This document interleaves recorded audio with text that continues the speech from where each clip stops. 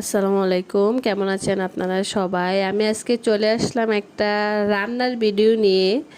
এই রান্নাটা আমি আমার শ্বশুরবাড়িতে শিখেছিলাম আমার বিয়ের পর। আমার যাকে দেখতাম এবার রান্না করতো, তা আমিও দেখে দেখে শিখেছিলাম। কই কুমড়া দিয়ে মুরগি দিয়ে, এটা বিশেষ করে আমাদের গাছের যে কচি কুমড়াগুলো হয় এগুলো দিয়ে অনেক ভালো লাগে। আমি অনেকবারই খেয়েছি, আমার কাছে অনেক ভালো লাগে কই কুমড়া দিয়ে মুরগি দিয়ে। কই কুমড়ার সাথে আমি 2 পিস আলুও দিয়েছিলাম আমার ছেলে মেয়ের জন্য।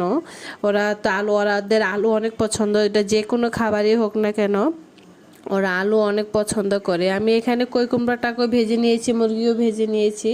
নিয়ে এখানে আমি সব মশলা একসাথে দিয়ে কষিয়ে নিচ্ছি। মাংসের যা যা মশলা বা সেগুলাই দিয়ে ভালোভাবে কষিয়ে নিচ্ছি। এটা আপনার কই কুমড়া শুধু যে কই কুমড়া দিয়ে খাওয়া যায় এরকমটা না, লাউ দিয়ে খাওয়া যায়, আপনি পেঁপে দিয়ে খেতে পারবেন, ভালো লাগে। মুরগির সাথে এগুলো দিয়ে রান্না করলে অনেক ভালো লাগে। আপনারা খেয়ে দেখবেন অবশ্যই।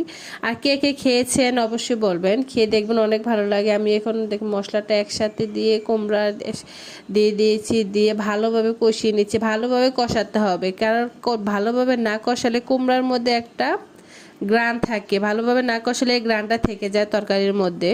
মুরগিটাকে এখন দিয়ে দিয়েছি, দিয়ে ভালোভাবে মিশিয়ে নিব, নিয়ে ভালোভাবে কষিয়ে একসাথে দিয়ে ভালোভাবে কষিয়ে নেব। আমি ফ্রাই প্যান থেকে এখন এটা কড়াই বলা যায়, হাঁড়ির মতো, হাঁড়ি না কড়াই বলা যায়। আমি ফ্রাই প্যান থেকে এটাতে এখন ঢেলে নিয়েছি।